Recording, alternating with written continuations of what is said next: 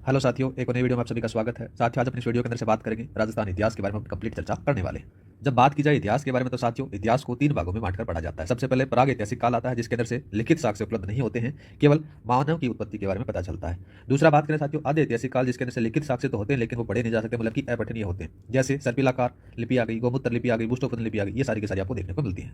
तीसरा जो काल आता है ऐतिहासिक काल आता है साथियों, जिसके अंदर से लिखित साक्ष्य भी मिलते हैं और वो पठनीय भी होते हैं, मतलब इनको पढ़ा भी जा सकता है। अगर आधे ऐतिहासिक काल के बारे में बात करें, जैसे सिंधु घाटी सभ्यता हो गई, मेसोपोटामिया की सभ्यता हो गई, चीन की सभ्यता हो गई, कालीबंगा की सभ्यता हुई, सारे के सारे आपको देखने को मिल जाते हैं। अब बात करते हैं अपन कालीबंगा सभ्यता के बारे में, जो इंपॉर्टेंट है याद रखना। कालीबंगा सभ्यता है ये घग्गर नदी के किनारे या फिर सरस्वती, द्वेषवती, नट नदी, मृत नदी के किनारे थी। कहां पर थी साथियों? हनुमानगढ़ में थी। हनुमानगढ़ में ही एक और सभ्यता जिसका नाम आता है पीलीबंगा सभ्यता, उसका अपन आगे डिस्कस करेंगे साथियों। इसकी जो बारे में किसने बताया था तो याद रखना, लुईस पी टेसीटोरी के द्वारा बताया गया था कालीबंगा के बारे में, ठीक है। और इसकी जो प्रथम खोजकर्ता किसने की थी तो 1952 के अंदर से अमलानंद घोष के द्वारा खोज की जाती है। और बात करें तो 1961 से लेकर 1969 के अंदर से ब्रजवासी लाल और बालकृष्ण थापर के द्वारा इसके बारे में विस्तृत जानकारी दी गई थी।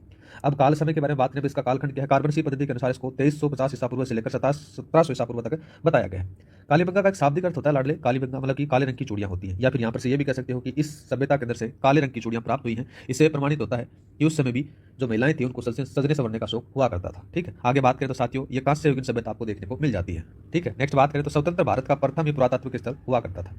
नेक्स्ट बात करते हैं साथियों, तो कालीबंगा संग्रहालय है, ये हनुमानगढ़ में है। राज्य सरकार के द्वारा इसको स्थापित किया गया था 1985-86 के अंदर से। इस सभ्यता के अंदर से दुर्ग के अवशेष भी मिले हैं। याद रखना, जो सड़कें रहती हैं वो समकोण पर काटती हैं। मकान बनाने की जो पद्धति थी, बॉक्सफोर्ड पद्धति या फिर जाल पद्धति इसमें अपनाई गई थी, ठीक है। और कच्ची ईंटों के मकान हुआ करते थे साथियों, जिन ईंटों का आकार था 30 गुणा 15 गुणा 7.5, थोड़ा सा याद रख लेना। और बात करें तो साथियों, इनके जो दरवाजे और खिड़कियां थी वो पीछे की तरफ खुला करते थे। नालियां थी वो काष्ठ की बनी हुई थी। दीनहीन सभ्यता ये कहलाती थी। विश्व के प्राचीनतम जुते हुए खेत के प्रमाण मिले हैं तो इस सभ्यता से आपको देखने को मिल जाते हैं। और विश्व में प्राचीनतम भूकंप के साक्ष्य हैं वो भी यहाँ से प्राप्त हुए साथियों। यहाँ के लोग दो ही फसल बोते थे, एक तो गेहूं और दूसरी जौ। यज्ञ कुंड अग्नि वेदिका यहाँ से प्राप्त हुई है।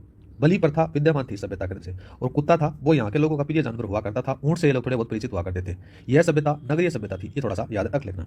यहाँ पर देवी देवता या फिर मूर्ति का कोई प्रमाण नहीं देखने को मिलता है। समाधि के बारे में बात करें तो साथियों, समाधि के अंदर से आपको तीन चीजें देखने को मिलेंगी। एक तो अंडाकार समाधि है, दूसरा कुत्ते के साथ है, तीसरा भवन के फर्श पर सजावट के साथ में अलंकृत की गई है।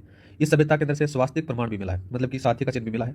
कालीबंगा सभ्यता है साथियों, यहाँ पर से मेसोपोटामिया सभ्यता से मिलता जुलता एक बेलनाकार पत्थर प्राप्त हुआ है, ठीक है। आगे बात करें तो ये लोग हैं वो शल्य चिकित्सा से पीड़ित, मतलब शल्य चिकित्सा से परिचित हुआ करते थे। कैसे प्रमाणित होता है साथियों, इसके बारे में अगर बात करें ना अपन, जब खुदाई की गई थी तो एक आदमी का जो सर निकला था उसके अंदर से इस जो खोपड़ी थी वो जुड़ी हुई थी। इससे प्रमाणित होता है कि ये लोग थे शल्य चिकित्सा से मतलब की परिचित थे। अगर बात की जाए सिक्कों के बारे में साथियों, देवी और चिता जैसा मतलब इसका अंकित सिक्का मिला है जो माता सत्तात्मक परिवार का हुआ करता था। आगे बात करें तो साथियों, कालीबंगा सभ्यता है ये सिंधु सिंधु जो सभ्यता थी उसकी राजधानी हुआ करती थी, तीसरी राजधानी थी, ठीक है। और यहाँ पर जो पुरोहित है यहाँ का प्रमुख स्थान माना जाता है, ठीक है। और कालीबंगा सभ्यता के साथ में मध्य एशिया के साथ में व्यापारिक संबंध बताए गए हैं। आगे बात करते हैं आहड़ सभ्यता। आहड़ सभ्यता साथियों ये राजस्थान के आहड़ उदयपुर में आपको देखने को मिलेगी, आयड़ नदी, बेड़च नदी या फिर बनास नदी के किनारे। वैसे देखा जाए तो साथियों, राजस्थान की जितनी भी सभ्यता है वो कोई ना कोई नदी के किनारे आपको जरूर देखने को मिलेगी, ठीक है। आहड़ सभ्यता है ये ताम्रकालीन सभ्यता के अवशेष यहाँ से प्राप्त हुए हैं। लोहे युगीन सभ्यता के अवशेष भी यहाँ से प्राप्त हुए हैं। प्राचीन नाम पर बात करें तो ताम्रवती नगरी इसको कहा जाता है, अघाट दुर्ग के नाम से इसको जाना जाता है। उपनामों के बारे में बात करें तो साथियों, बनास संस्कृति, आहड़ संस्कृति जो धीरज लाल सांकलिया के द्वारा कही गई है। मर्तकों का टीला भी सभ्यता इसको कहा गया साथियों। 8 बार उजड़ने और 8 बार बसने के प्रमाण भी यहाँ से प्राप्त हुए हैं।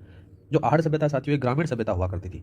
उत्खननकर्ता के बारे में बात करें तो साथियों, पंडित अक्षय कीर्ति व्यास के द्वारा 1953 में आहड़ सभ्यता का उत्खनन कराने का श्रेय इनको दिया जाता है। बाद में आर.सी. अग्रवाल के द्वारा सबसे ज्यादा खुदाई की जाती है। फिर वी.एन. मिश्रा और सांकलिया जाते हैं। फिर एक और आता है विजय कुमार और पी.सी. चक्रवर्ती, ये इसके खोज करता है, थोड़े से याद रख लेना। अब बात करते हैं विशेषताओं के बारे में। पहली विशेषता तो आती है साथियों की आहड़ सभ्यता के 3 स्तर थे। दूसरा बात करें तो स्टपिक पत्थरों की अधिकता आपको देखने को मिलेगी, जिसमें से उपकरण और औजार बनाने जाते थे। दूसरा बात करें तो लोहे, कांस्य और तांबे के उपकरण यहाँ से प्राप्त हुए हैं। मर्द भांड के प्रमाण भी यहाँ से प्राप्त हुए हैं। आहड़ सभ्यता का सर्वप्रथम ज्ञान है वो आहड़ के पास उत्खनन से होता है, ये भी याद रखना। जो मकान थे वो कच्चे ईंटों से निर्मित थे और आयताकार उनका रूप हुआ करता था। सामूहिक भोजन व्यवस्था के प्रमाण आपको यहाँ पर से देखने को मिल जाते हैं, जिसके अंदर बात करें तो एक मकान में एक से अधिक चूल्हे मिले हैं, साथ ही एक घर में 6 चूल्हे मिले हैं और एक चूल्हे पर मानव की हथेली के निशान भी यहाँ से प्राप्त हुए हैं। आगे बात करें साथियों तो यहाँ पर से बिना हत्या का जलपात्र प्राप्त हुआ है, इंपॉर्टेंट है साथियों। ऐसा ही ईरान में भी मिला है, ठीक है। और ईरान के अंदर से कौन सी, बलूचिस्तान के अंदर से प्राप्त हुआ है। गोरे और कोठे भी यहाँ पर से प्राप्त हुए साथियों, जो अनाज रखने के लिए बड़े मर्द भांड थे, जिन्हें स्थानीय भाषा में कहा जाता था। 6 तांबे से निर्मित यूनानी मुद्राएं प्राप्त हुई हैं और 3 मोहरें यहाँ से प्राप्त हुई हैं। एक तरफ जिसके अंदर से बात करें देखो, इन मुद्राओं के अंदर से एक सिक्का मिला, जिसके अंदर से देखो एक तरफ त्रिशूल का और दूसरी तरफ अपोलो का साइन लिखा हुआ है, जिसके अंदर से हाथ में तीर है और पीछे उसका तर्कस लगा हुआ है, ठीक है। और ये यूनानी भाषा में लेख मिला है, ठीक है। आगे बात करें देखो उद्योगों के बारे में बात करें तो यहाँ के लोग सबसे बड़ा उद्योग वो था तांबा था, ये थोड़ा सा याद रख लेना। तांबे के ऊपर यहाँ पर से अस्त्र शस्त्र और कुल्हाड़ी मिले हैं। तांबा गलाने की भट्टियां भी यहाँ से प्राप्त हुई है। आकृति बात करें तो साथियों यहाँ पर से बेल की आकृति भी मिली है, जो टेराकोटा पद्धति में निर्मित है। पुरातत्व इस मूर्ति को बुलसानी मतलब की बनासियल बुल की संज्ञा देते हैं। अंतिम संस्कार के बारे में बात करें तो साथियों यहाँ के लोग हैं वो शव को कपड़ों के साथ और आभूषणों सहित दफनाते थे या गाड़ते थे, जिनका सर होता था साथियों उत्तर दिशा में और पैर होते थे दक्षिण दिशा में। ये थोड़ा सा याद रखना। 2 प्रकार की फसलों के ये जानकार थे, जिसमें से चावल हो गया और ज्वार हो गया। ये गोपीनाथ शर्मा बताते हैं कि इन लोगों को 2 ही फसलों का ज्ञान था। यहाँ के लोग रंगाई छपाई से परिचित हुआ करते थे साथियों। यहाँ पर से जो पानी निकालने की जो पद्धति थी वो चक्रकूप पद्धति अपनाई गई थी। ठीक है, आगे बात करते हैं देखो गणेश्वर सभ्यता के बारे में। बात की जाए गणेश्वर सभ्यता के बारे में साथियों तो है कहाँ पर, नीमका थाना सीकर में आपको देखने को मिलेगी। कांतली नदी के किनारे विकसित हुई थी। उपनाम इसका ताम्र संचय सभ्यता इसको कहा जाता है साथियों। ताम्रकालीन सभ्यताओं का सबसे प्राचीन सभ्यता इसको माना जाता है और भारत में सभी ताम्रकालीन सभ्यताओं की जननी है वो ये सभ्यता मानी जाती है। आरसी अग्रवाल क्या कहते हैं साथियों, गणेश्वर सभ्यता का सर्वप्रथम उत्खनन करते हैं जिसका 1977 में किया गया था साथियों। ठीक है, आगे बात करें इसका काल है तो रेडियो कार्बन पद्धति के अनुसार इसका जो काल बताया जाता है 2800 ईसा पूर्व बताया जाता है। विशेषताओं के बारे में बात करें तो साथियों यहाँ पर से ताम्र उपकरण मिले हैं, याद रखना, ब्रांगरे मिले हैं, चूड़ियां मिली हैं, फारसे मिले हैं, कुलाड़े मिले हैं। एक इंपोर्टेंट है मछली पकड़ने का कांटा भी यहाँ से प्राप्त हुआ है, तीर सुइयां ये भाले सारी चीजें प्राप्त हुई हैं। यहाँ के मानव तांबे के साथ में अन्य धातुओं से परिचित नहीं थे, ये भी थोड़ा सा याद रख लेना। अगर बात करें ये इनके जो मकान थे वो पत्थरों से निर्मित हुआ करते थे, ईंटों का प्रयोग बिल्कुल भी नहीं किया गया है। मर्द भांड मर्द पात्र उन्हें कर्पण वर्णी कहा गया था। ठीक है, आगे बात करें तो भारत में पहली बार ताम्र उपकरण यहीं से प्राप्त हुए हैं। नेक्स्ट सभ्यता का नाम आता है साथियों नगरी सभ्यता। कहाँ पर है, बेडस नदी के किनारे, नगरी चित्तौड़गढ़ में है। नगरी मध्यमिका यह सिवी जनपद की राजधानी हुआ करती थी। और बात की जाए तो यहाँ प्राप्त जो सिक्कों पर मध्यमिका फिर सिवी जनपद के लेख है वो उत्खनन आपको देखने को मिल जाते हैं। पाणिनि के द्वारा उल्लेखित सभ्यता बारे में बात बताई गई है। साथ ही बात करें तो उत्खननकर्ता कौन है, ये 904 ईस्वी में सर्वप्रथम DR भंडारकर के द्वारा किया गया था। आगे बात करें तो देखो शिलालेख में जो गोसुंडी शिलालेख है उसमें हाथीवाड़ा शिलालेख आपको प्राप्त हुआ है। ठीक है, और राजस्थान में वैष्णव संप्रदाय का प्राचीनतम मंदिर प्राप्त यहाँ से हुआ है साथियों। और द्वितीय ईसा पूर्व शताब्दी का संघकालीन मंदिर भी आपसे प्राप्त हुआ है। और इनकी जो खोज होती है साथियों DR भंडारकर के द्वारा खोजा गया था। और 1857 के अंदर से साथियों जो गोसुंडी का शिलालेख है वो श्यामल दास ददिवड़िया द्वारा खोजे गए थे। ठीक है, नेक्स्ट बात करते हैं गोसुंडी शिलालेख है वो DR भंडारकर द्वारा पढ़ा जाता है। राजस्थान में वैष्णव सभ्यता का प्राचीनतम शिलालेख यहाँ पर से आपको देखने को मिलता है। इस मंदिर में भगवान कृष्ण और बलराम की पूजा का वर्णन देखने को मिल जाता है। नेक्स्ट बात करते हैं बेराट सभ्यता। बेराट भीलवाड़ा के अंदर से आपको देखने को मिलेगी। ठीक है, बेराट नहीं बागोर सभ्यता। बागोर सभ्यता बागोर भीलवाड़ा में आपको देखने को मिलेगी, कोठारी नदी के किनारे। ठीक है, इसका उत्खनन किसने करवाया तो साथियों याद रखना डॉक्टर वीरेंद्रनाथ मिश्र और डॉक्टर LS लिंसिक के द्वारा करवाया गया था। आहड़ सभ्यता के समान ये अवशेष यहाँ से प्राप्त हुए। और बात की जाए तो साथियों यहाँ पर से महासतियों का टीला का उत्खनन किया गया था, ये याद रखना है।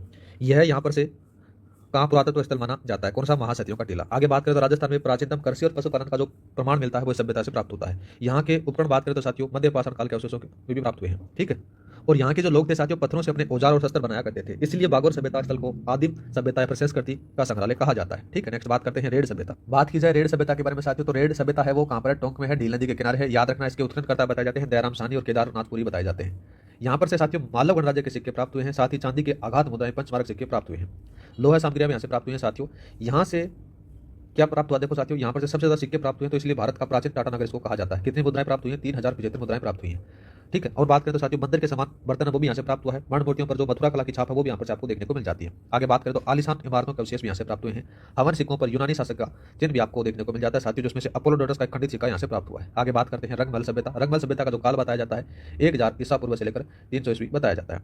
अब देखो साथियों इसके अंदर क्या क्या है, ये कहाँ पर है, हनुमानगढ़ में है, सरस्वती नदी और गंगा नदी के किनारे है। ठीक है, रंगमहल सभ्यता से साथियों आपको सिंधु सभ्यता के अवशेष मिले हैं, कुषाणकालीन सभ्यता के अवशेष मिले हैं। साथ ही बात करें तो पूर्व गुप्तकालीन सभ्यता के भी अवशेष यहाँ से प्राप्त हुए हैं। आगे बात करें तो युद्ध गणराज्य की रंगमहल सभ्यता की राजधानी हुआ करती थी। मण मूर्तियों पर गांधार शैली की छाप आपको देखने को मिलेगी। कुछ पंचमार्क सिक्के वो भी यहाँ से प्राप्त हुए हैं साथियों। और कनिष्क फर्स्ट और कनिष्क थर्ड के काल के कुछ सिक्के भी यहाँ से प्राप्त हुए हैं। आगे बात करें तो वासुदेव के काल का सिक्के भी यहाँ से प्राप्त हुए हैं। यहाँ के लोगों का जो मुख्य भोजन हुआ करता था वो चावल हुआ करता था। ठीक है, उत्खननकर्ता कौन है साथियों, डॉक्टर हनारिन के निर्देशन में इसका उत्खनन करवाया गया था। बात करते हैं पीलेबंगा।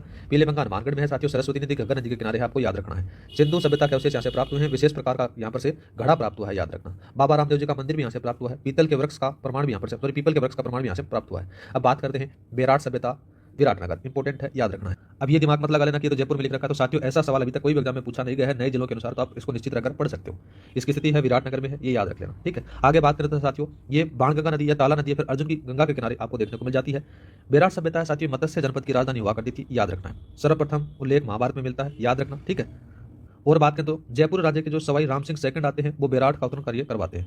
उत्खननकर्ताओं के बारे में बात करें तो साथियों 1936-37 के अंदर से बात की जाती है। नाम आता है राय बहादुर दयाराम साहनी के द्वारा सर्वप्रथम उत्खनन किया जाता है। सर्वेक्षण किसके द्वारा किया गया था साथियों, ये कैलाश दीक्षित और नीलतन बनर्जी के द्वारा किया जाता है। इस सभ्यता के बारे में जब पढ़ते हैं तो आपको 3 पहाड़ियां देखने को मिलती हैं। और वो 3 पहाड़ियां किस प्रकार है साथियों, तो पहाड़ी आती है बीजक की पहाड़ी, दूसरी गणेश डोंगरी, तीसरी भीम डोंगरी आती है। बीजक की पहाड़ी थोड़ी सी इंपॉर्टेंट है साथियों, यहाँ पर से बाबरू का शिलालेख मिला है 1837 में, रॉबर्ट बटन ने खोजा था। ठीक है, यह भी फिलहाल कोलकाता में आपको देखने को मिल जाएगा। आगे बात करें बीजक की पहाड़ी में तो साथियों यहाँ पर से जो बाबरू का शिलालेख है ये अशोक अशोक का शिलालेख है, ये भी थोड़ा सा याद रख लेना साथियों, ठीक है।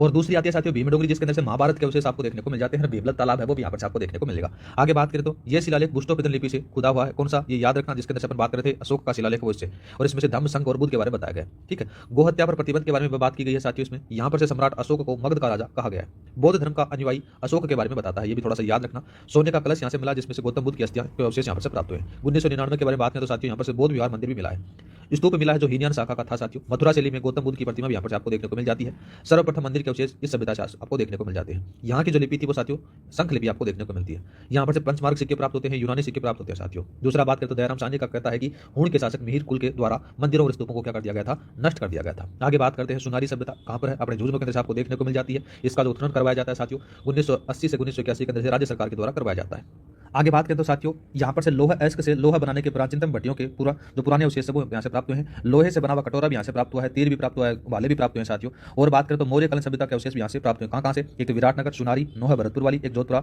जयपुर वाली से प्राप्त हुए साथियों, ठीक है। आगे बात करें देखो बालाथल सभ्यता के बारे में। बालाथल सभ्यता है इंपॉर्टेंट है, वल्लभनगर उदयपुर में आपको याद रखनी है। अब क्या पूछता है साथियों, बालाथल सभ्यता है कहाँ पर, तो वल्लभनगर आपसे पूछ सकता है, उदयपुर नहीं देता है, आपको इसी स्थान पूछता है। इसके अंदर से क्या क्या प्राप्त हुआ है, बुना हुआ वस्त्र प्राप्त हुआ है। साथ ही बात करें तो लोहे का सबसे पहले ज्ञान यहीं से प्राप्त होता है, और गाय और बैल की मण मूर्तियां प्राप्त होती हैं साथियों।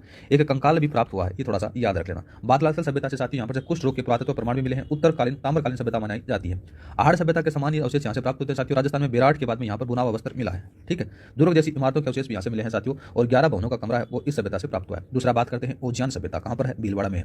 आहड़ सभ्यता से संबंधित अवशेष प्राप्त होते हैं साथियों, जिसमें से गाय और बैल के मतलब की मण मूर्तियां प्राप्त होती है, जो सफेद रंग का डिजाइन किया गया था। बैल के बारे में बात की जाती है साथियों, उसको ओजियान बुल की संख्या दी जाती है।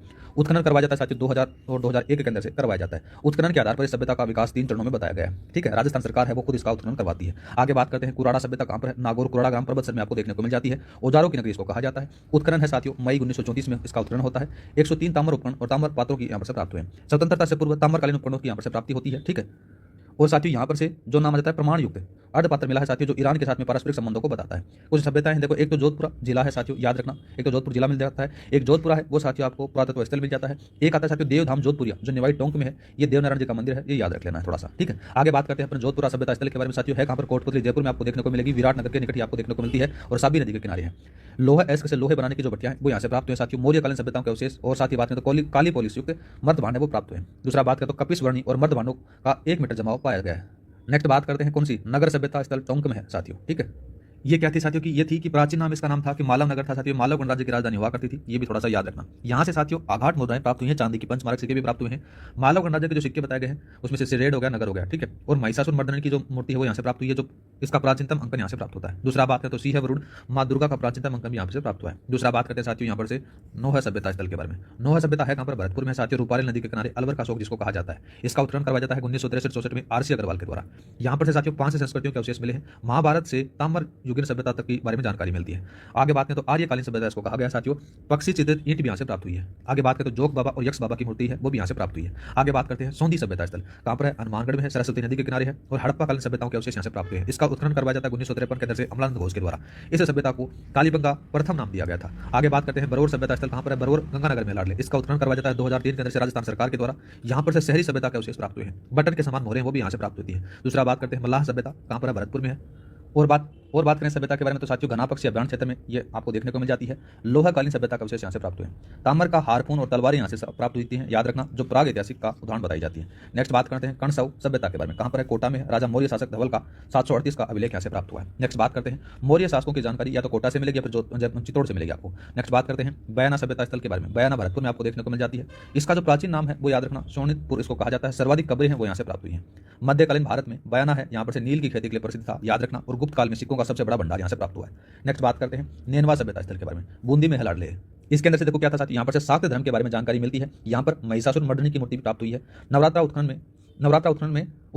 उत्सव में दुर्ग सप्तमी का गायन यहाँ पर प्रमाण देखने को मिल जाता है। अन्य कुछ सभ्यताएं साथियों जैसे इसवाल सभ्यता उदयपुर में, डेढ़वाना नागौर में, एलाना जालोर में, जूना कड़ापाली में, लाचुरा भीलवाड़ा में साथियों, गिलोंड राजसमंद में, इंद्रगढ़ कोटा में, डोडा धोरा बीकानेर में, दर भरतपुर में, तेलवाड़ा बाड़मेर में, और ओलाकुंड है जैसलमेर में आपको देखने को मिल जाती है। ठीक है, आगे बात करते हैं अपने सिक्कों के बारे में।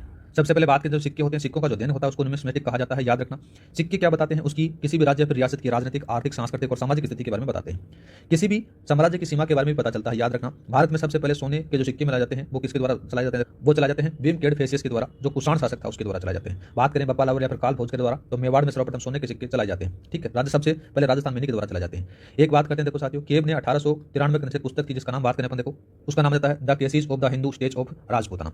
इन्होंने इस पुस्तक में राजपूतानाओं के सिक्कों का अध्ययन किया था। राजस्थान के प्राचीनतम सिक्कों के बारे में बात करें तो साथियों आघात मुद्राएं थी जो चांदी और तांबे से निर्मित थी।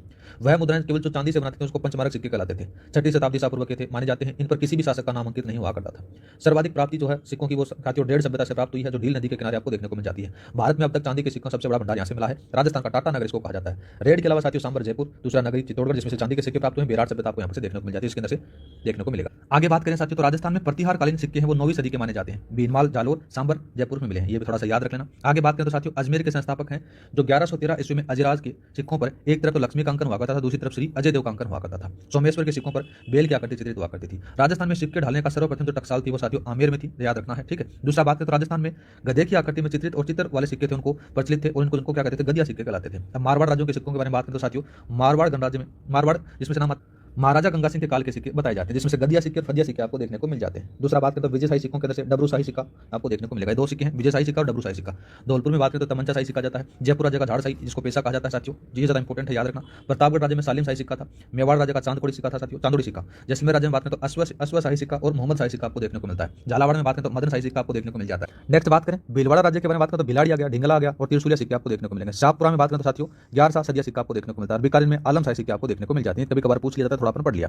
अब बात करते हैं राजस्थान के प्रमुख इतिहासकारों के बारे में तो सबसे पहले नाम आता है कर्नल जेम्स टोड का द्वारा। इनका जो जन्म होता है ये 20 मार्च 1782 को होता है। ठीक है, इनके माता पिता के बारे में ज्यादा कुछ नहीं पूछा जाएगा। इनको घोड़े वाले बाबा राजस्थान के इतिहास के पिता कहा जाता है। ठीक है, आगे बात करें देखो इनके द्वारा 2 पुस्तकें लिखी जाती है, उन पुस्तकों के बारे में थोड़ा सा अपन देख लेते हैं। पहली पुस्तक का नाम आता है the analysis and antiquity of Rajasthan Rajputana जो 1829 में लिखी गई थी। दूसरा the central and western Rajput state of India, ये 1832 में लिखी जाती है साथियों। प्रकाशित करने का जो श्रेय जाता है विलियम क्रूप को दिया जाता है।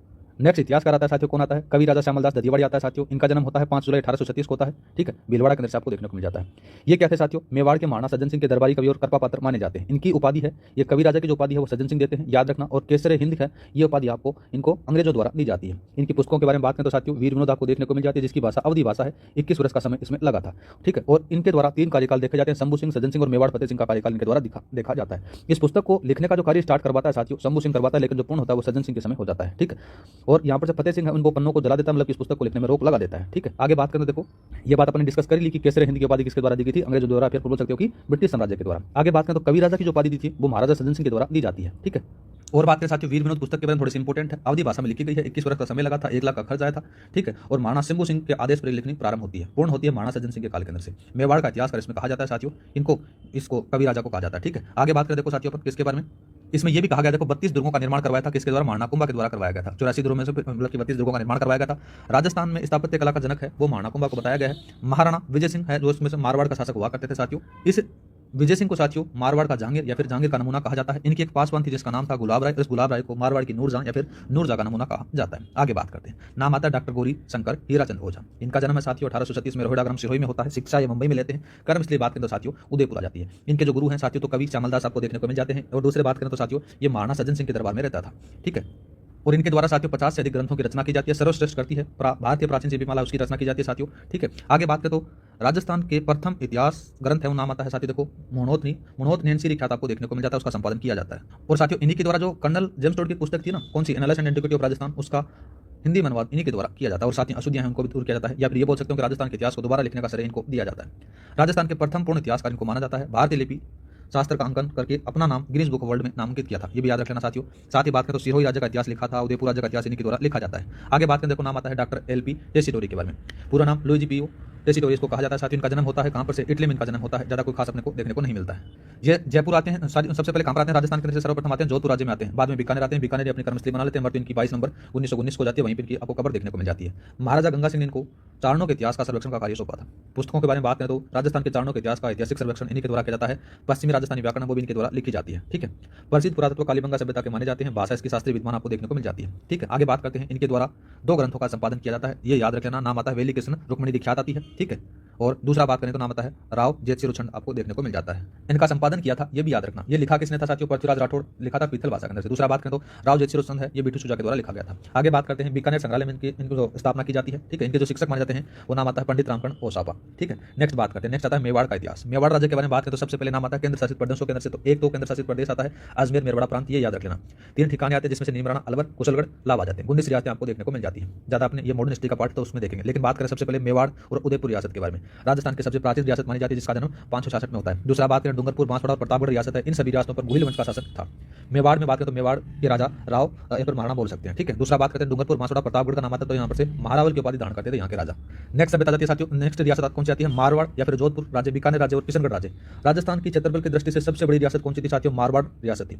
यहाँ पर से राठौड़ वंश का शासन हुआ करता था। बूंदी के बाद में कोटार और दूसरा था झालावाड़, यहाँ पर से हाड़ा राजपूतों का वंश हुआ, मतलब की शासन हुआ करता था। राजस्थान की सबसे जो नवीनतम रियासत मानी जाती है वो झालावाड़ मानी जाती है। आगे बात करें भरतपुर और धौलपुर है, यहाँ पर से जाट रियासत का शासन था। मेन रूप से बात करें जो सिंसिनवार गोत्र था उनका यहाँ पर से शासन हुआ करता था। दूसरा बात करें जैसलमेर के बारे में, जैसलमेर और करौली के बारे में बात करें लड़ ले, तो यहाँ पर से जो लोग थे जैसलमेर के लोग थे वो अपना लास्ट में जो शासन थे वहाँ पर सिंह लगाते थे नाम के अंत में, ये याद रखना।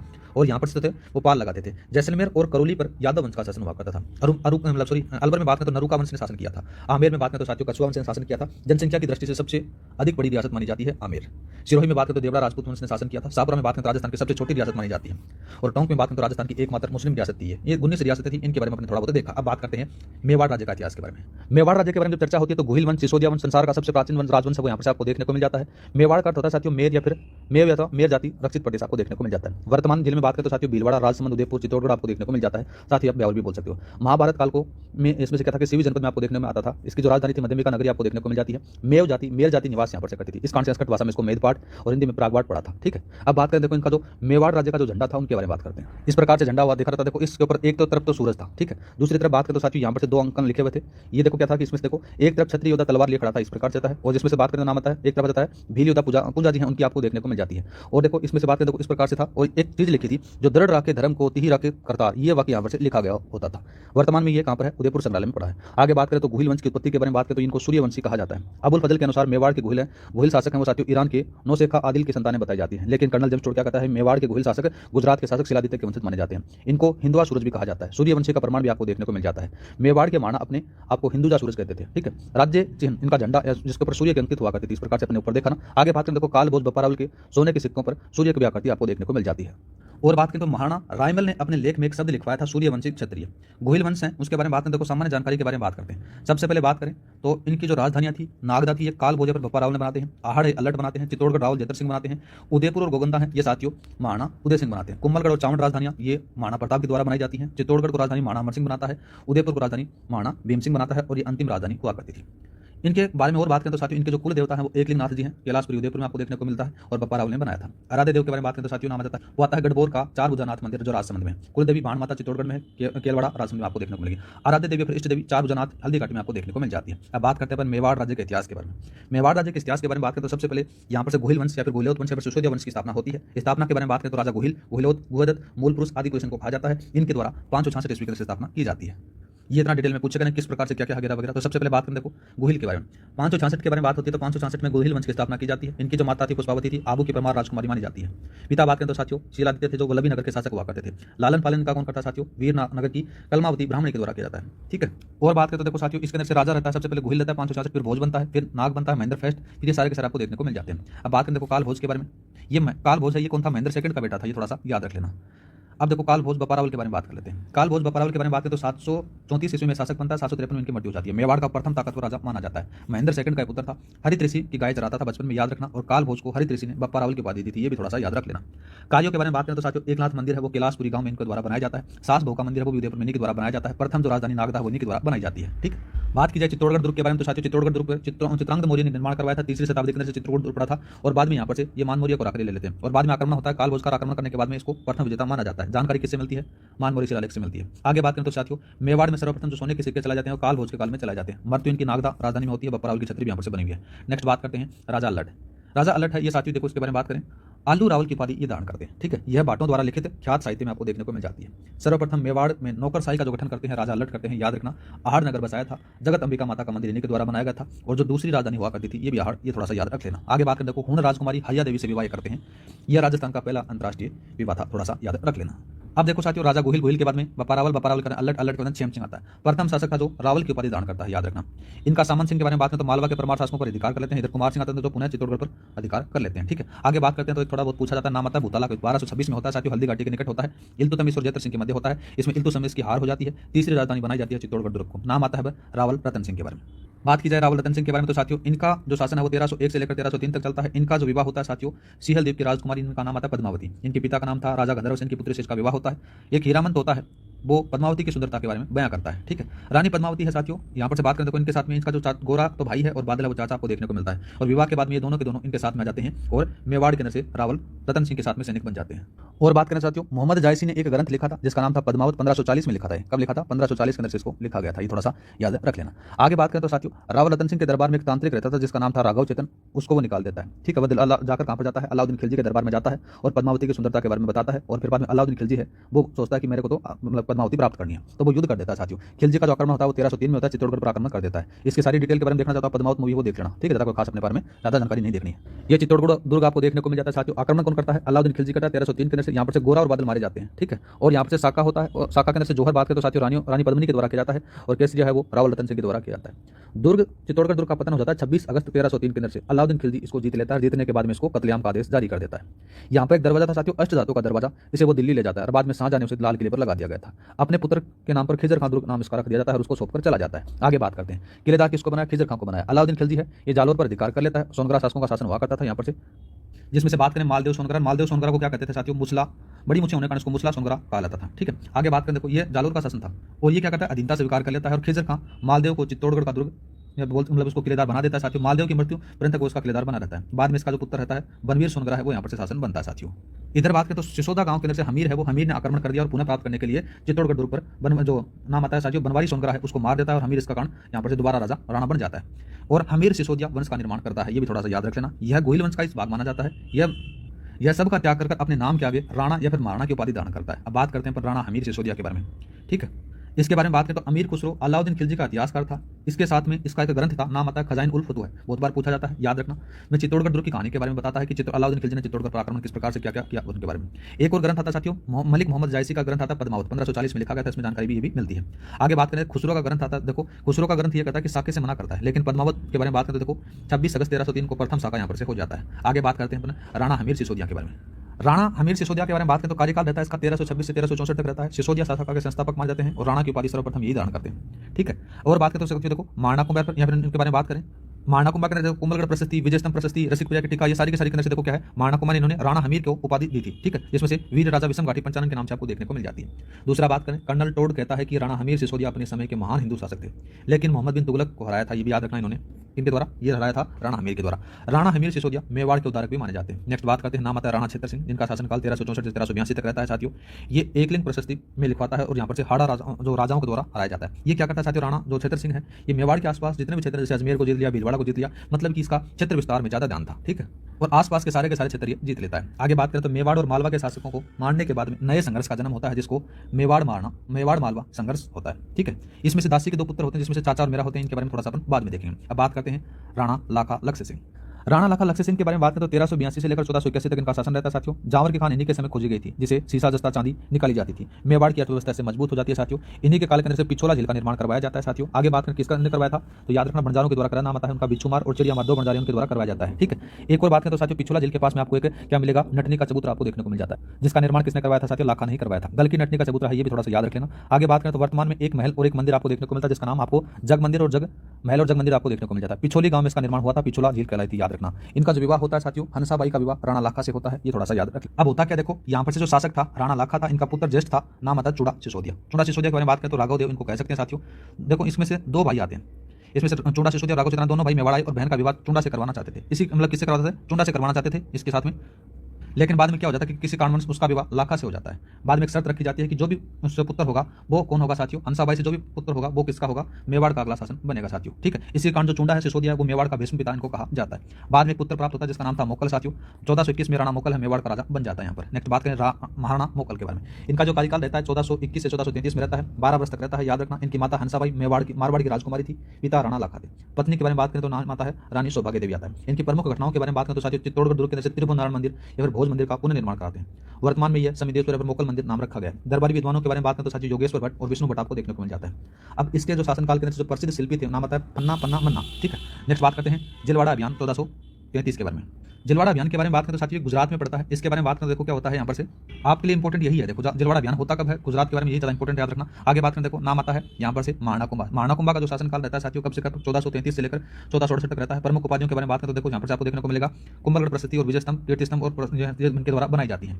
इनको 108 उपाधियां मिली थी, ये भी याद रखना। ठीक है, कुछ उपाधियां जिसमें से अभिनव भट्टाचार्य संगीत प्रेमी होने के कारण हिंदू सुल्तान ये क्या कहते हैं इसको महाराणा हिंदू शासक होने के कारण, हाल गुरु पहाड़ी दुर्गों का स्वामी होने के कारण और राणो रासो साहित्यकारों का आश्रयदाता होने के कारण को दिया जाता है। ठीक है, अन्य बात करें तो राजगुरु छाप गुरु आ जाता है। महाकुंभा के बारे में बात करते हैं। देखो महाराणा कुंभा है, इनके पिता मोकल है, माता है सौभाग्य देवी, आपको थोड़ा सा याद रखना है। संरक्षक बात करें तो राव रणमल आपको देखने को मिल जाता है, जो मारवाड़ का शासक था, वो याद रखना है। ठीक है, दासी भारमली सिसोदिया सरदार है, वो यहाँ पर से कहते हैं राठौर सरदार बनाए गए थे, ये नहीं देखना। आगे बात करें तो मेवाड़ का कटा था, इनको बनाया जाता है। एक साथियों इनके शासनकाल के अंदर एक संधि होती है जिसका नाम आता है साथियों यहाँ पर से कौन सा आवल बाउल की संधि की जाती है। ठीक है, आगे बात करें देखो नाम आता है महाराणा कुंभा के प्रमुख जो सैनिक अभियान है उनके बारे में। सबसे पहले आबू विजय के बारे में बात करते हैं। ठीक है, यहाँ पर से सेनापतियों के बारे में बात करते हैं। नारसिंह डोडिया और दूसरा था शेषमल को मार देता है। यहाँ पर से दूसरा बात करें देखो अचलगढ़ दुर्ग और बसंतगढ़ दुर्ग है, कुंभा ने बनाया था, यह प्रथम विजय थी, ये भी याद रखना है। यहाँ पर से बात करें देखो मेवाड़ के बारे में तो राणा कुंभा आक्रमण करता है, मेवाड़ के कुछ अधिकार कर लेता है, कुछ क्षेत्रों पर इनको शेषमल को दे देता है। यहाँ पर से ये शेषमल वाला शासक है, ये आबू के पास वाला क्षेत्र आ जाता है। दूसरा बात करें कुंभा और नागौर विजय के बारे में, कुंभा और गुजरात विजय जाता है। दूसरा बात करें कुंभा और मांडू विजय आपको देखने को मिल जाता है। दूसरा बात करें नाम आता है नागौर विजय।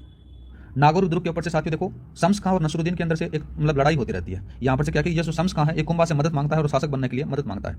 बाद में क्या करता है शम्स खां है, ये शम्स खां की कुंभा है वो कुछ शर्तों को शर्त मानने के बाद में उसको क्या कर देता है यहाँ पर से नागौर को जीतकर उसको दे देता है और यहाँ पर नसरुद्दीन है मारा जाता है। नेक्स्ट बात करें कुंभा गुजरात विजय के बारे में बात करते हैं। कुतुबुद्दीन के पास में शम्स खां चला गया और संयुक्त आक्रमण मेवाड़ पर आक्रमण कराते हैं। कुंभा ने शम्स खां को मार दिया था, ये भी थोड़ा सा याद रखना। अब बात करें मांडू विजय के बारे में। मांडू विजय के बारे में चर्चा होती है। मोहम्मद खिलजी प्रथम के बारे में बात करें तो मेवाड़ पर 5 बार आक्रमण होता है। सारंगपुर का युद्ध होता है साथियों, ये 1437 में होता है, याद रखना। महमूद खिलजी को यहाँ पर से बंदी बना लिया जाता है। इस विजय के उपलक्ष्य के अंदर से क्या साथियों विजय स्तंभ का या फिर कीर्ति स्तंभ का निर्माण करवाया जाता है। ठीक है, इधर बात करें देखो गुजरात और मांडू के अंदर से एक तो कुतुबुद्दीन आता है, एक मोहम्मद खिलजी फेस्ट आता है। इनके अंदर से चंपारण की संधि होती है साथियों, चंपारण की संधि 1456 में होती है। ठीक है, मेवाड़ पर आक्रमण दोनों हार गए थे। ठीक है, और बदनौर में इसमें से विजय के उपलक्ष्य में कुशल माता का मंदिर बनाया जाता है। आगे देखते हैं देखो साहित्य कला स्थापत्य कला के बारे में बात करते हैं। वीर विनोद ग्रंथ कवि राजा श्यामल दास द्वारा की गई थी। मेवाड़ के 84 दुर्गों में से 32 दुर्गों का निर्माण महाराणा कुंभा ने करवाया था। चित्तौड़ दुर्ग का आधुनिक निर्माता भी इनको कहा जाता है। सर्पिलाकार प्रवेश मार्ग का निर्माण भी इनके द्वारा करवाया गया था। ठीक है, और बात करें तो विराट दुर्ग का निर्माण भीलवाड़ा में इनके द्वारा करवाया गया था। बोमट दुर्ग उदयपुर में वो भी इनके द्वारा करवाया गया था। कुंभलगढ़ दुर्ग का निर्माण है राजसमंद में, वो भी इनके द्वारा। अचलगढ़ दुर्ग का निर्माण आबू पर्वत पर इनके द्वारा। बसंतिया पर बसंतगढ़ दुर्ग का पिंडवाड़ा सिरोही में इनके द्वारा करवाया जाता है। सारंगपुर के युद्ध के बाद में विजय स्मृति के अंदर से देखो क्या होता है, विजय स्मृति में चित्तौड़गढ़ दुर्ग में विजय स्तंभ का निर्माण करवाते हैं। ये रहा आपके पास में विजय स्तंभ। इसके अंदर से देखो साथियों 9वीं मंजिल पर थोड़ी सी बिजली गिर के थोड़ा सा टूटा हुआ है।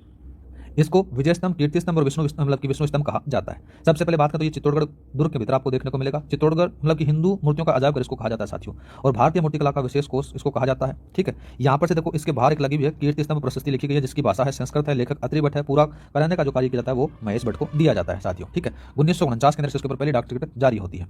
आगे बात करें देखो वास्तुकार के बारे में तो 1440 से 1448 में इसको संपूर्ण वास्तुकार पूर्ण होता है। वास्तुकारों के बारे में बात करें तो जेता नापा पोपा और पूंजा है। 3 मंजिल पर साथियों तीसरी जो मंजिल है उस पर 9 बार अरबी भाषा में अल्लाह शब्द लिखा गया है। इस काल में बात करते हैं साथियों इनके काल में इनके मंत्री धर्णक शाह ने शिल्पी देवभाग से रणकपुर जय मंदिर बनाया था, जो चौमुखा मंदिर आपको देखने को मिल जाता है। कुशाल माता का मंदिर भीलवाड़ा बदनौर में बनाया गया था। साहित्य कला के बारे में बात करते देखो साथियों कुंभा के संगीत गुरु सारंग व्यास थे। चित्रकला के गुरु कौन थे साथियों, जैन जनाचार्य हीरानंद थे। ठीक है, दरबारी विद्वानों के बारे में बात करते हैं। कान्हा व्यास, अत्रि भट्ट, महेश भट्ट, जैनचंद्र सूरी, सुरेंद्र सूरी, मंडन, सोमदेव और सोमसूरी, सारे के सारे साथियों इनके दरबारी विद्वान हुआ करते थे। कान्हा व्यास ने क्या किया साथियों देखो कुंभा के दरबार में रहकर एक लिंग महामाते की रचना की थी साथियों। ठीक है, पहले वाले का तो लेखक कौन है, ये कान्हा व्यास रहता है। दूसरे वाले के जो लेखक करते हैं वो खुद कुंभा करता है। ठीक है, और साथियों कुंभा के द्वारा काम शास्त्र पर कामराज प्रतिसार नामक ग्रंथ लिखा गया था। कुंभा ने 2 टीकाएं लिखी थी। पहला जाता है जयदेव गिरी की टीका, गोविंद गिरी जाता है। ठीक है, जिस दूसरा होता है रसिक प्रिया की टीका। दूसरा नाम बात करें देखो यहाँ पर से नाम आता है चंडी शतक पट्टिका आपको देखने को मिल जाती है। मैन रूप से रसिक प्रिया की टीका और चंडी शतक पट्टिका आपको देखने को मिल जाती है। नेक्स्ट बात करें संगीत शास्त्र पर आधारित है कुंभा के बारे में बात करते हैं। तो देखो सबसे पहले संगीत राज, संगीत मीमांसा, संगीत रत्नाकर, शुद्ध प्रबंधन ये आपको देखने को मिल जाती है। संगीत राज के बारे में बात करें तो सर्वश्रेष्ठ है, ये 5 भागों में विभाजित की गई है। कौन सा, पाठ्य रतन कोश, नृत्य रतन कोश, गिर रतन कोश, वाद्य रतन कोश, रतन कोश आपको देखने को मिल जाते हैं। मंडन है वो कुंभा जी के प्रसिद्ध शिल्पी माने जाते हैं। मंडन द्वारा रचित ग्रंथों के बारे में बात करें तो साथियों राजवल्लभ। ठीक है, राजवल्लभ के बाद में रूप मंडन, कोड मंडन, वेद मंडन, सुख मंडन, प्रसाद मंडन, वास्तुकार मंडन, वास्तु मंडन आपको देखने को मिल जाता है। अब अंतिम समय के बारे में बात करें तो महाराणा कुंभा को अंतिम समय में उन्माद नामक रोग हो जाता है। ठीक है, जिनको बाद में इनको बेड़ियों से बांध कर रखा जाता है। आगे बात करें तो साथियों इनके बारे में देखो इनके पुत्रों के बारे में उदा और रायमल आपको देखने को मिल जाते हैं। ठीक है, यहाँ पर से क्या होता है देखो राणा कुंभा की हत्या कर देते हैं उदा, और उदा को क्या कहा जाता है पीतरंता कहा जाता है। ठीक है, और इनकी जो छतरी है वो मामादेव कुंड आपको देखने को मिल जाती है। यहाँ पर से 1468 में इनकी हत्या करते हैं। 1468 से लेकर 1471 तक उदा शासन बनता है और बाद में ये खुद भी बिजली गिरने से मृत्यु हो जाती है। बाद में जो दूसरा शासक आता है साथियों महाराणा रायमल आता है, जिसका शासनकाल 1701 से लेकर 1509 तक माना जाता है। एकलिंगनाथ जी का मंदिर का पुनर्निर्माण इनके द्वारा करवाया जाता है। इनकी जो रानी थी श्रृंगार देवी इनको देखने को मिल जाता है, ठीक है। और दूसरा बात करें, इनका जो विवाह होता है आनंदीबाई का विवाह सिरोही के शासक जगमाल देवड़ा से होता है, ये थोड़ा सा याद रख लेना। इनके पुत्रों के बारे में बात करें, देखो श्रृंगार देवी के नाम आ जाता है पृथ्वीराज, जिसका विवाह होता है किससे, ताराबाई से। ये इसको देखो क्या होता है कि तेज धवी का कानून, उसको उड़ना राजकुमार इसको कहते हैं। एक जयसिंह आ जाता है, दूसरा जयदेव आ जाता है, एक संग आ जाता है, एक आनंदीबाई आ जाता है। आनंदीबाई है ये श्रृंगार देवी की पुत्री थी, इनको बारे में थोड़ा सा याद रख लेना साथियों, ठीक है। ये इनकी पुत्री थी। इनका विवाह किससे होता है साथियों, सिरोही का जो शासक जगमाल देवड़ा से होता है। लेकिन इसमें जो मैन शासक था वो मैन जो योग्य पुत्र था सांगा था। सांगा क्या करता है, मेवाड़ को त्याग कर अजमेर चला जाता है, ठीक है। दूसरा बात है तो जगमाल देवड़ा है ने जहर देकर मार दिया जाता है। उड़ना राजकुमार की जो छतरी है 12 खंभों की छतरी राणा कुंभा के निकट आपको देखने को मिलती है। अब जो मैन शासक आता है साथियों कौन सा आता है, राणा सांगा आता है। संग्राम सिंह अपन बोल सकते हैं 1509 से लेकर 1528 तक इनका शासन रहता है साथियों। इनका जो जन्म होता है ये 12 अप्रैल 1482 को होता है कुंभलगढ़ दुर्ग में। राज्याभिषेक होता है साथियों इनका 15 मई से लेकर 1482 में दुर्ग मतलब चित्तौड़गढ़ दुर्ग में इसका क्या होता है, राज्याभिषेक होता है। आगे बात करें, देखो यहाँ पर से करमचंद पवार के द्वारा शरण दी जाती है। और पवार के बारे में बात करें तो देखो राणा सांगा का आश्रयदाता इनको माना जाता है और करमचंद पवार के द्वारा ही रावल की उपाधि दी जाती है। कर्नल जम्स्टोड क्या कहते हैं साथियों कि सांगा को एक सैनिक भग्नावशेष की संज्ञा भी दी जाती है। आगे बात करते हैं, राणा सांगा के शरीर पर कुल 80 घाव माने जाते हैं। इतिहासकार इनको क्या कहते हैं साथियों, हिंदूपति की उपाधि देते हैं। प्रमुख सैनिक अभियानों के बारे में बात करें तो सबसे पहला नाम आता है मालवा विजय, महमूद खिलजी को हराया था। दूसरा बात करें गुजरात विजय है, जिसमें से मुजफ्फर शाह को हराया था। एक गागरोन युद्ध बोल सकते हैं, फिर झालावाड़ दुर्ग 1519 में अभियान होता है। इधर बात करते हैं एक और सैनिक अभियान है साथियों बाबर के साथ में, तो देखो बयाना झड़प हो जाती है। बयाना का दुर्ग होता है 1527 में। एक और होता है साथियों खानवा का युद्ध 1527 में, इनको थोड़ा सा याद रख लेना। इधर इब्राहिम लोदी के साथ में युद्ध हो जाता है, इसमें से खातुल्लो का युद्ध होता है 1527 में। बांडिया फिर धौलपुर का युद्ध होता है साथियों 1518 के अंदर से। इनके बारे में थोड़ा सा युद्ध पूछ लेना, इनसे पूछा जाता है बहुत बार, तो थोड़ा सा देख लेना। आगे बात करें गुजरात विजय फिर मालवा विजय के बारे में अपन चर्चा करते हैं। यहाँ पर होता है क्या साथियों, गागरोन का युद्ध होता है, झालावाड़ का दुर्ग होता है 1519 में होते हैं। मेवाड़ का जो शासक रहता है साथियों राणा सांगा रहता है। इधर गुजरात का शासक मुजफ्फर शाह रहता है साथियों। और इधर मालवा के शासक हमारे बात में तो मेहंदी राय रहता है साथियों, इसमें से चंदेरी राजा और साथ में महमूद खिलजी सेकंड है वो ये रहता है। बाद में ईडर राज्य विवाद हो जाता है, विवाद के कारण साथियों रायमल और भारमल देखने को मिल जाता है। अब बात करें देखो साथियों गुजरात विजय के बारे में। मेवाड़ राज्य के शासक राणा सांगा और गुजरात के शासक मुजफ्फर शाह के मध्य विवाद का मुख्य कारण क्या था, ईडर था। इस चीज को लेकर इनका विवाद होता है साथियों, ठीक है।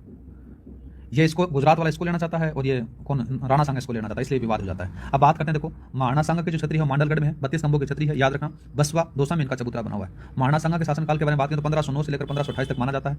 इनके बारे में देखो देख लेते हैं अपन। इनके पुत्र में रतन सिंह, भोजराज, विक्रमादित्य और उदय सिंह आपको देखने को मिल जाते हैं। ये देखो रतन सिंह और भोजराज हैं, ये एक रानी के थे, ठीक है। दूसरा बात करें तो साथियों विक्रमादित्य और उदय सिंह ये हाड़ी रानी के पुत्र माने जाते हैं।